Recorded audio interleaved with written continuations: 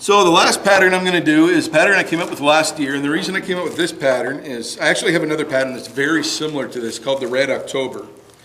And I came up with this pattern because as I was going out to places like Swan Lake up north, even Vagreville Trout Pond, me and Phil went out to Lac St. Anne. I couldn't believe the size of bloodworms out there. They're like massive. So as you know, you're pumping the stomach of these, or the throats of these trout, and you're looking at the size of the bloodworms, and you're going, you know, I need to make some bigger bloodworms. So I decided to come up with a nice big one, and I actually call this one the Big Ass Bloodworm. Red October, right? Pardon me? It's not Red October. No, it's based on the Red October. It's very similar. Very similar. Yes. And last year, I had so much success with this fly, I barely even used my Red Octobers. Where? Everywhere. Mirror too? Mirror, everywhere. Everywhere I fished, I was just like, this fly's awesome. I just love it. Any time of year for that fly too? Any time of year you can find bloodworms, which is even in the winter, this fly works. Now maybe this size of fly may not work, but I know bloodworms work all year round, even in the winter. Okay, so what we're using here is we're using the hook that we're using. What did I do with the hook there? This is the Mustad C53S. It's a size 10. It's a standard 3XL, and it's the long curved. I don't know if you can see that. So it's a nice, big, nice long, and it's got a nice curve to it. It looks really nice after you tie it up. And the bead headset we're using, these are kind of expensive actually, and I'm Scottish, I'm kind of a cheap bastard. But with these ones here, I don't mind spending the money because these really get your flies down quick. That's not cheap, Mike. That's frugal. These are these are about $8.50 a pack, and there's only 1, 2, 3, 4, 5, 6, 7, 8, 9, 10, 11, 12, 13, 14, 15. 50, you're right. Oh, it says right there, 50. Good thing I know how to read. But they're called the heavy metal tungsten fly tying beads, and these are bloodworm red. And these things are just awesome. They get your fly down really quick. Heavy metal. Heavy metal. Yeah, just like Red October, right? Okay, now, as far as the red holographic tinsel we're using, I'm using, for this pattern, I'm using the large, not the medium. I'm using the large, and what I like to use for any of my other patterns that I'm using this material, I like to use the medium, especially for chronomids. For the Red October, I use a medium. But unfortunately, Brian doesn't keep them in stock. Maybe it's me that buys them all up, I don't know. But he never has medium in stock. It's either the small or the large. But I don't like the small at all because it's like, well, it's like thread. It's so tiny. So sometimes I even use the large for my smaller flies, but I don't like to. But for this pattern, the large works really well.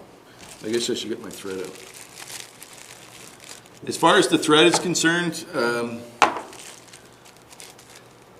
I don't really think it matters what size of thread you use. And personally, I found one red thread. It was the Ultra Thread 70. I don't know if you can see that. It's the only one that I could find at the Northside Fishing Hall, so I grabbed it. And it works great.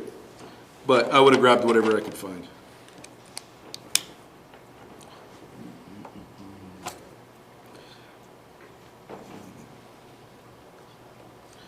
When that threader gets all bent into shape. Does anybody use a threader? No, I use a dental floss thing. I usually just suck it up. Yeah. I go, Yeah. that's how I get it. But I went out and bought this just so I didn't have to do that stupid noise in front of you guys. Okay, so we're just going to tie this on. Now you talk about simple patterns. This has got to be the simplest pattern you will ever tie. And yet, the great thing about it is it works so damn good. So all we're going to do is we're just going to tie this thread down to the back. This one yourself last year? Pardon me? Did you come up with this one? Yes, it was just, it's pretty much a larger version of the Red October. Okay. But it has the big tungsten red bead on it, which I don't use on the Red October. I like Red October too. Especially with the political game going on right now. And I don't know if it works on the greed factor or not, but I'm having more success with this than I have with the Red October, which I've had some really good success with. Okay, so again, the gold wire, the same idea. And this year I'm actually going to play around. I'm going to try some green wire, and I just want to see, because there are a lot of bloodworms that come in different color, tan, red, green. Have you ever tried silver? No, I haven't either. never tried silver. No. One of us has got to break the ice there somewhere someday. Yeah. So I'm just going to tuck this into the head of the bead, Maybe tie one, just tie one on. and we're just going to cover this up and work our way down the side of the hook again, just to keep the profile down.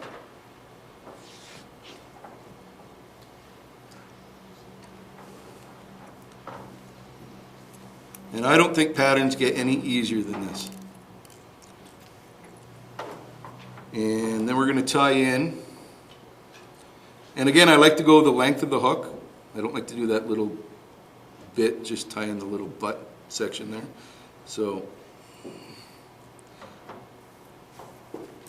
tie it in about there. Bring that back. Oop.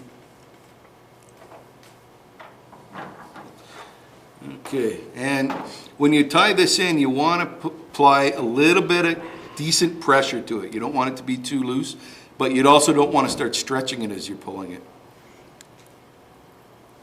There is a downside to this fly, and that is it's not very durable. And what I mean by durable, it doesn't come apart on you, but what happens is it starts turning silver. And next thing you know, you got this huge chromie with a red head. Don't have as much success once it turns silver, I have to admit. And that's why we apply Sally Hansen's to this too, just for some more durability. And the added sheen doesn't hurt either. So we're going to clip that off, and we're just going to wrap our wire forward. The reason for the gold wire is to provide them with Segmentation. segmentation. Yep. Yes, exactly. Just what you're going to see in the real bloodworm. And again, the segmentation in a real bloodworm, the naturals is almost exaggerated. Like the segmentation is probably the most noticeable thing about the bloodworm.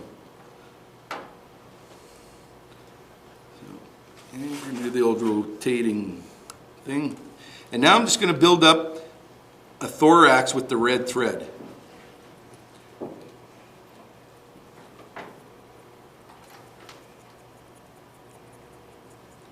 And just to give it a bit of a tapered look.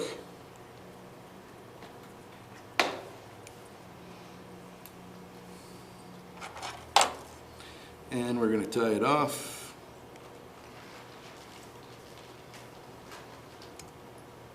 Oops, come on back here. Maybe I should tie that off one more time.